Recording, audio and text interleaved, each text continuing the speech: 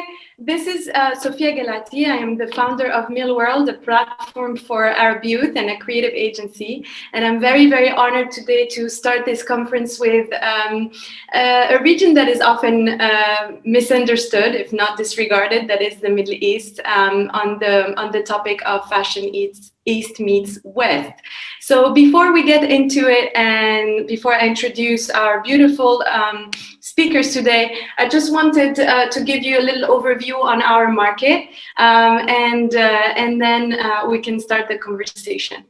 So the Middle Eastern fashion market, according to McKinsey, the 2020 report on the status of fashion, amounts to $50 billion in sales, and that's only the GCC, which are the Gulf countries, not counting the Levant, Lebanon, Egypt, and North Africa, places like Morocco or Algeria.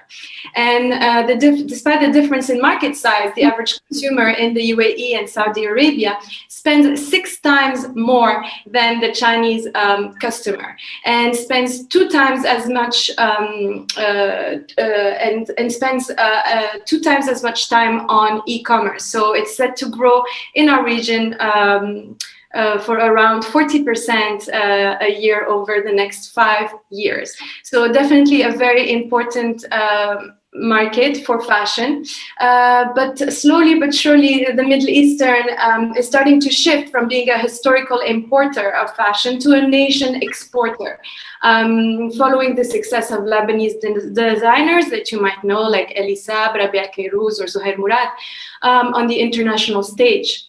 But whether to fit, a local demand for modest clothing, or because the Arab consumer, a bit like the other emerging markets, is very interested right now in supporting regional brands and being proud of their origins and shopping locally and responsibly, which we will be talking about as well, the demand of regional brands is increasing. And this is why today we are very honored to have the co-founder of Fashion Trust Arabia, which is, a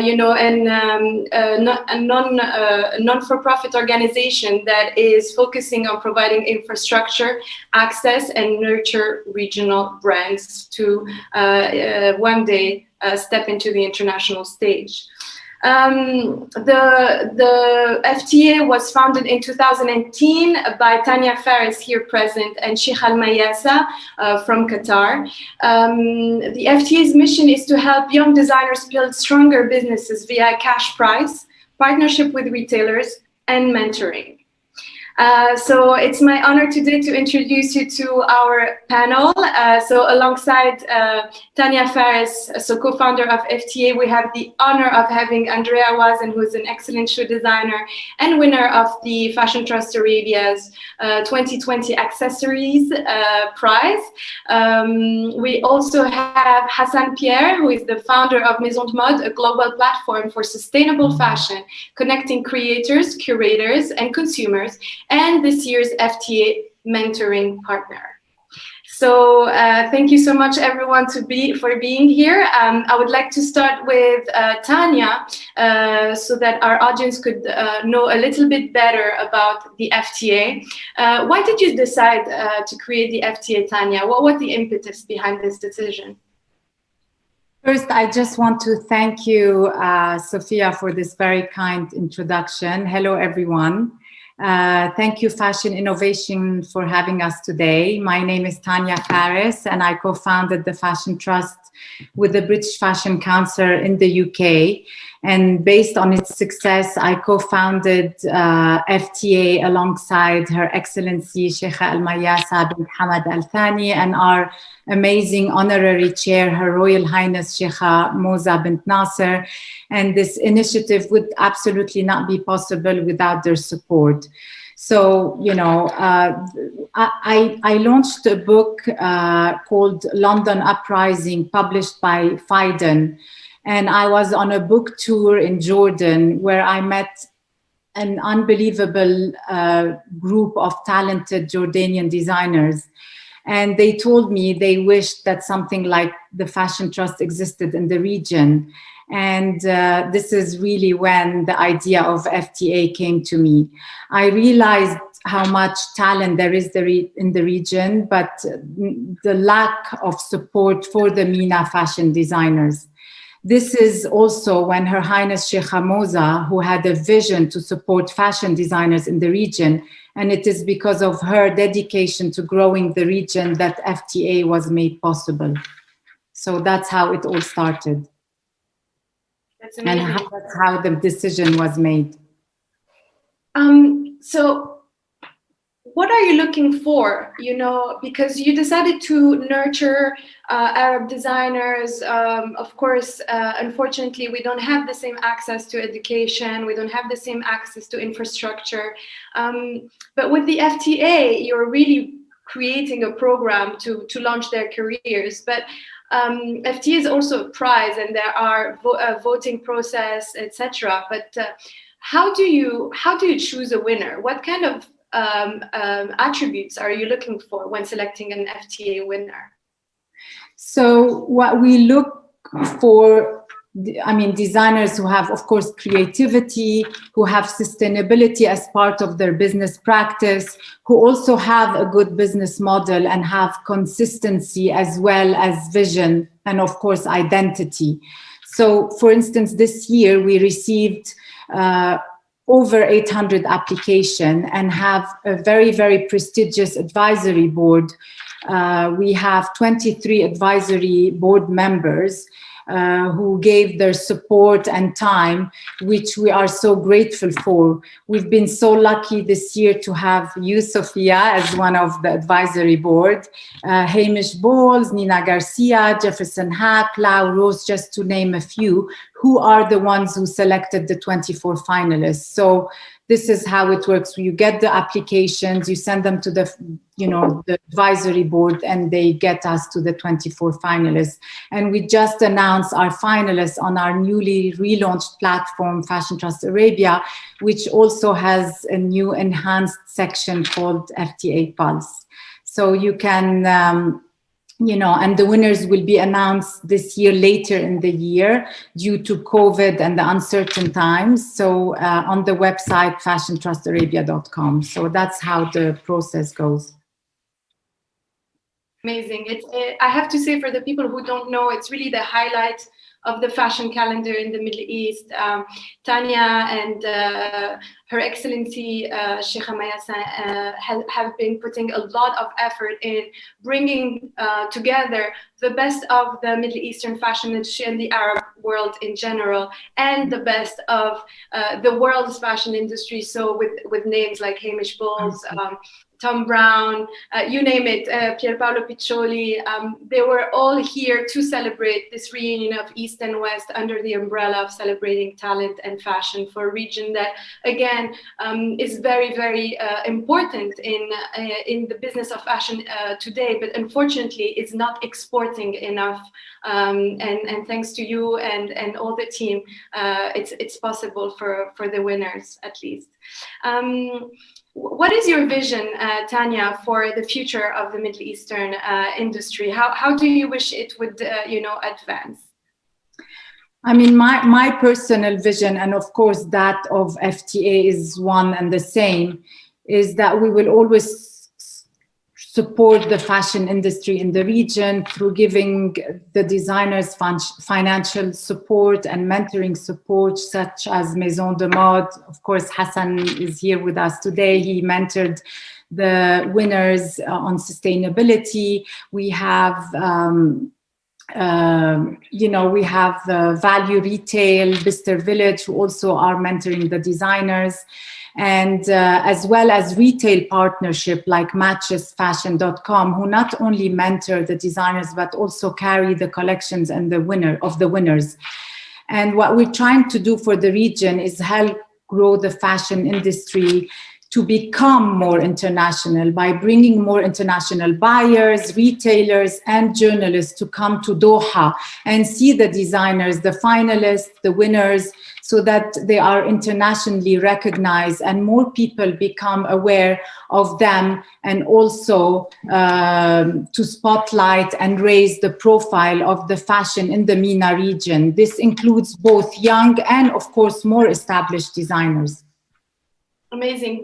We have, for a little bit of history, an Arab designer like Azdin Alaya would not have made it, unfortunately, by staying in his country of birth, which is Tunisia, and had to go to Paris to become the famous Azdin Alaya. Thanks to the efforts of Fashion Trust and thanks to the effort of all the designers who are proud to be where they come from, now it is accessible to them to stay within their region and shine internationally, and that's thanks to internet, but also, thanks to programs like yours. Thank you so much, Tania. I know you don't like talking, so I'm going to leave you alone for a bit. Here to you, Andrea. Well, actually, we're going to jump to Hassan for a little bit. We're going to save beauty and wits for last, Andrea. Hassan. Thank you. Hassan, you started this Maison de Mode with the idea of, really, again, helping young designers reach their highest potential, and really as a way of paying it forward, mentoring them and sharing your resources and knowledge with them, which is, again, very commendable, and thank you so much for doing that. But I'm very curious to know, as a mentor, so many brands come to you with, the same challenges. I would like to know what kind of recurring challenge comes your way when it comes to mentoring young brands. Yeah, then thank you so much, Sofia, and everybody for having me today. I think the number one challenge that most of these emerging designers face it's two parts. It's one, scale. How do we scale our business? How do we grow our business? And two, how do we make our business more visible? Whether that be in the media or in the social media landscape. I think those are the two biggest challenges that these emerging designers face. A lot of them are so creative and have such beautiful and amazing products and brand stories, but they just don't know how to communicate them. And that's one challenge that we try and help, anytime we mentor a designer through, a media, training or perspective, and also, not just from our retail platform, but we share a lot of retail relationships as well, and can help brands point them in the right direction. A brand might not be right for our platform, but they might be great for Matches or a smaller store like the Web Store or or Bergdorf Goodman in New York. So we're always happy to help brands as best as we can. Well, any of these would be fantastic for any designer. But what can you share for our audience today, maybe as a little nugget? How do you feel people should, approach the communication today in a pandemic? In the middle of a pandemic with social media, etc. What is your advice for young brands to reach new customers and expand? I think I would tell them to focus more on a micro community instead of having this idea of such a macro, millions of followers. I think especially now there's so much noise on the internet because we're all on the internet, but we're all using it at the same rate and speed, some faster than others. But at the same time, it's probably one of the best ways to connect with people all over the world at any time. So I think for a young designer who's looking to sort of break the noise, I think it's staying truly authentic to your vision and your aesthetic, and also just feeding to the community that's already there and growing through, through that channel instead of looking at it from, a much broader perspective. I think brands eventually get to that point, but I think a lot of emerging designers want to go from A to Z without, doing the middle part. And I think now more than ever, especially from not just a visibility standpoint, but from a sales standpoint, connecting with a micro community, who's engaged in a very engaged audience with your brand, you can really use that from a direct to consumer standpoint, which a lot of these brands, like I said, another pain point is, scaling the business and looking at wholesalers, but there's a lot of opportunity through social to then make, some sales directly to your community. Very insightful. You also, you know, through the FTA, but also in general, you also carry on Maison de Mode, Middle Eastern designers. Can you pinpoint a little bit what kind of roadblocks, especially people from the Middle East, face today? I think one thing we noticed is that the Middle Eastern designers have amazing production techniques and amazing craft. And I think so often they overlook that part of their collections and their brands, which are so strong, especially from a storytelling point of view, but also from a consumer point of view. I think most consumers now want things that are very well made and of great quality and are unique. And that is something that most of these Middle Eastern designers can do and have, and while they produce in the region. And I think it's something that we try and help them promote or speak to. You know, a lot of them are inherently sustainable just in the way that they operate their business. Yeah.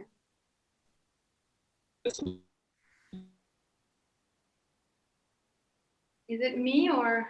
No, Wonderful. Sorry, Hassan, we lost you for a minute. Can you repeat the last sentence? Sorry.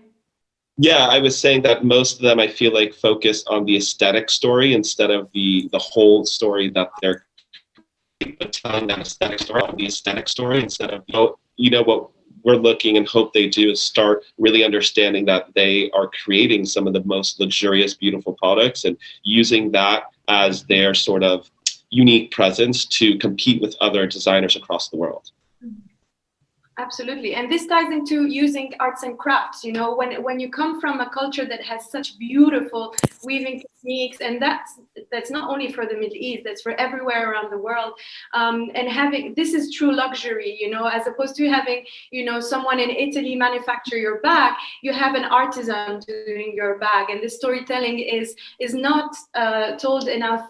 And I think that young designers from all around the world, especially emerging markets, should take, you know, advantage of this beautiful luxury and chic, you know, way of making luxurious products.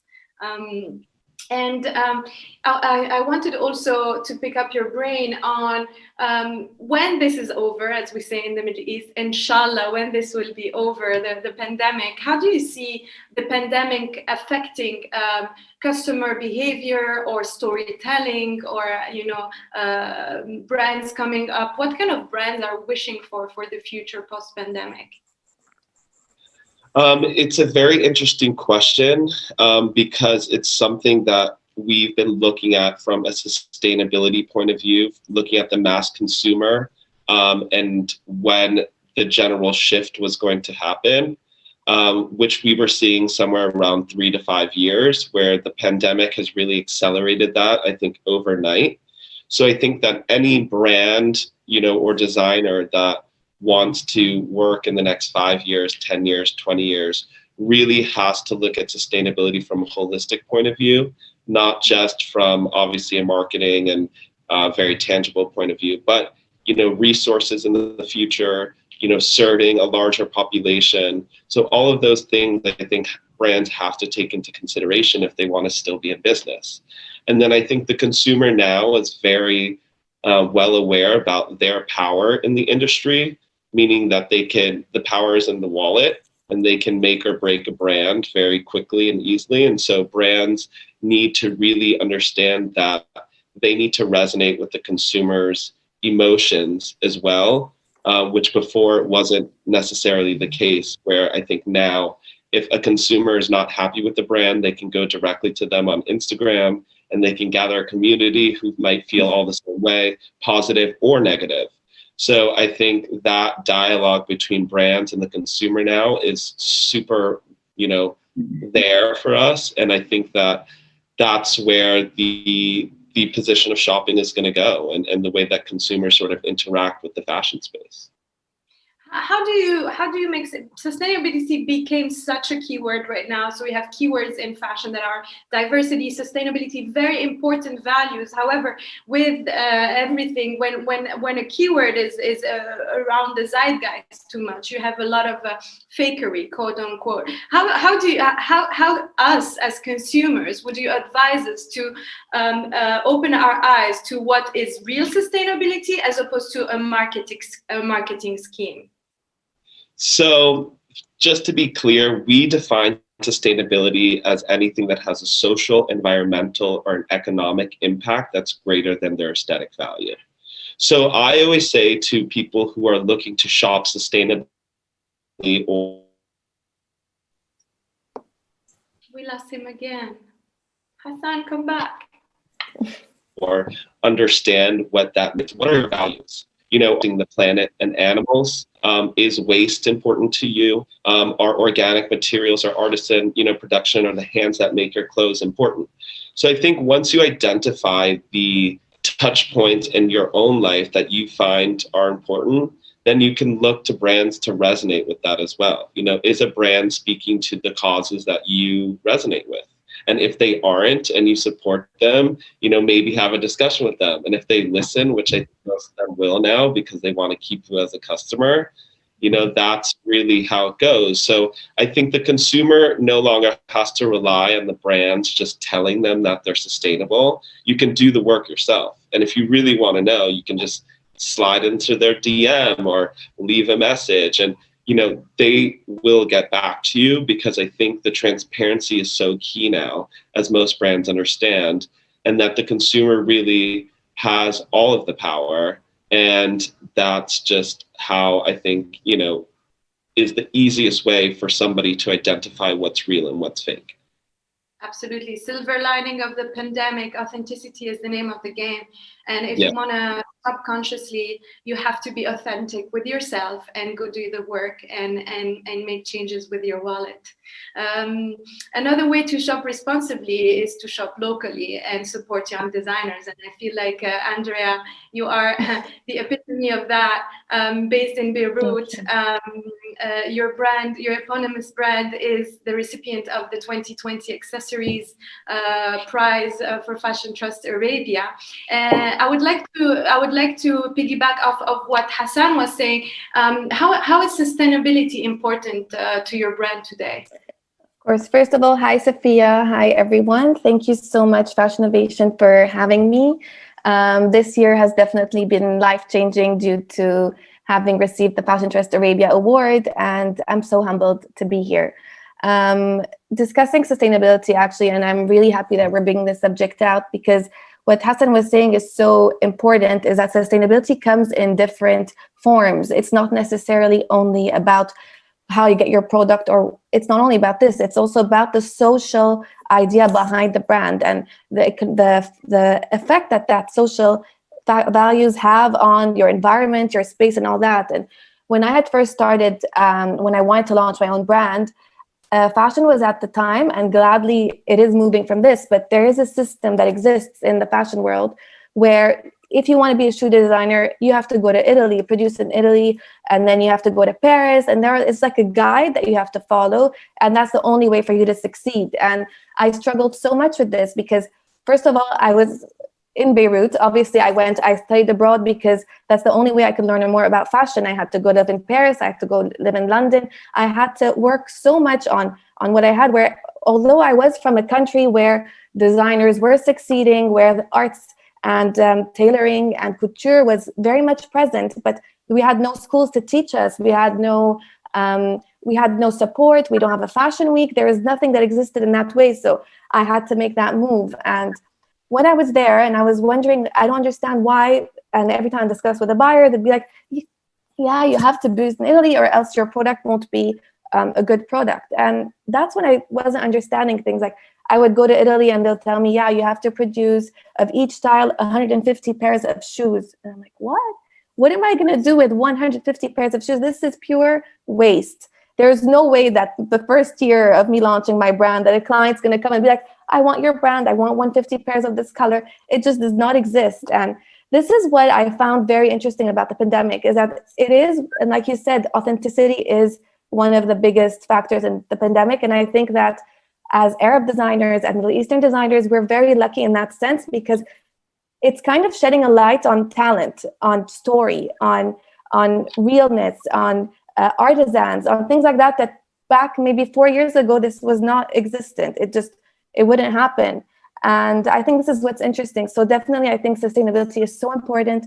I think that what we try to do with the footwear brand is we try to produce locally as much as we can. We try to support the economy as much as we can. As you know, Beirut is going through so much turmoil at the moment. So we are trying to stick to our values, stick to being authentic to who we are, to producing with Lebanese artisans, with local artisans as much as we can, Arab or from anywhere that's in the region, just to be able to produce a product that we can show off to the world and be like, yes, we did this and we're able to do it. So come produce here.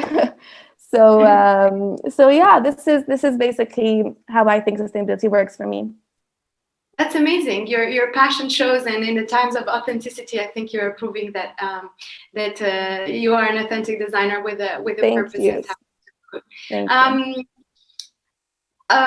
Did you find any silver lining, or any good points in being a Middle Eastern designer, and how do you reflect that in your brand?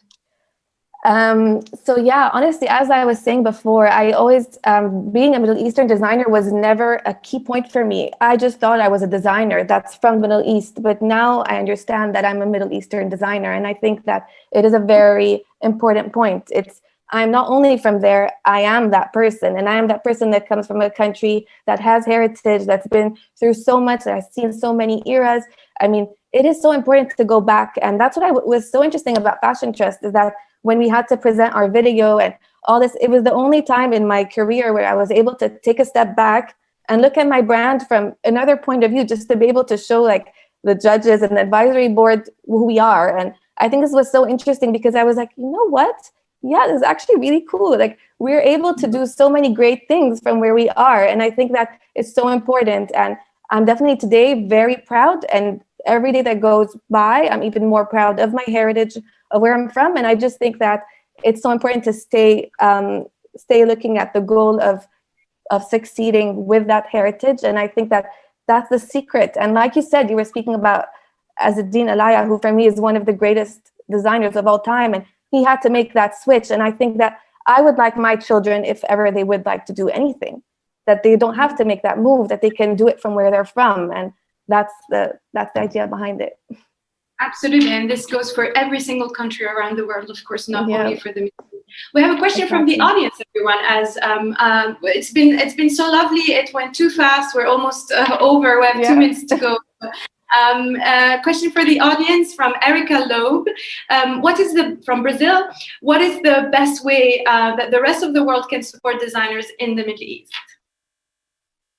By Middle Eastern designers. What do you think, Andrea? That's a simple form, So honestly, I think that it's obviously the purchasing power is very important, definitely. And I also think that social media is so important today. And I think that even if you don't want to flaunt that you're buying from a designer, you can support it. You can follow the brand. You can speak about it. You can share about it. And I think that this is, it has become like a currency today, social media, whether you like it or not, as designers, how many followers you have, how much you're engaging with your customers and all that. So I think it is important. So you can definitely like just research about great designers, discover new brands. If ever you know someone wants to do something for their wedding or shoe, or just promote it. I mean, it means a lot. Trust me, the person behind the phone that's looking at your comments and looking at your likes and you're really making their day. So yeah, I think that's maybe one great way. For sure. Another question maybe for you, Tania. What's the best way to find these talented designers? I know that you guys launched Pulse. Maybe you can give us a bit more info about it. Yes, I mean, we just launched Pulse, which is again also a nonprofit, and it's writing about the emerging designer, highlighting the region and on sustainability, on creativity. So yeah, you can find out more of what's happening in the region on FTA Pulse, which you know, we launched 2 weeks ago. So it's really doing videos, interacting with the finalists, with the winners, and not just the winners, everybody. Like, we're very inclusive. We want to include everybody. And so we're highlighting jewelers, photographers in the region, and, you know, Arabs living abroad. So, you know, creating a platform where everyone has a voice, and highlighting everybody, and you know, encouraging everyone to be part of it. Amazing. The moderator is telling me that we have 1 minute to go. So unfortunately, it has been a pleasure to speak to you all. Do you have any last words that you would like to contribute to this session? I just would like to say very quickly that, you know, I really feel that the industry in the MENA region has generally been underrepresented. It receives very little attention from the rest of the world. So we really hope that, you know, this will change, and, you know, people will be more interested in our region and support more and be part of it. We're at a very pivot moment in the fashion industry, not just in the Middle East, of course, due to the pandemic. Now that the world is changing, more people want to discover and learn more about the designers in the MENA region, and our culture and our history, and the talent that we have, which is why I think this is the perfect time to really bridge the gap between the East and the West. So, I mean, you know. Thank you. Amen to that. And you can also shop amazing Middle Eastern designers on Maison de Mode. Please keep supporting your local businesses. I think that is the whole point of sustainability, authenticity, and being proud of, you know, decentralizing fashion, and for once welcoming the West into the East on our own, the East into the West on our own turf. Thank you so much, everybody. Have a very good Fashinnovation. Thank you for having us.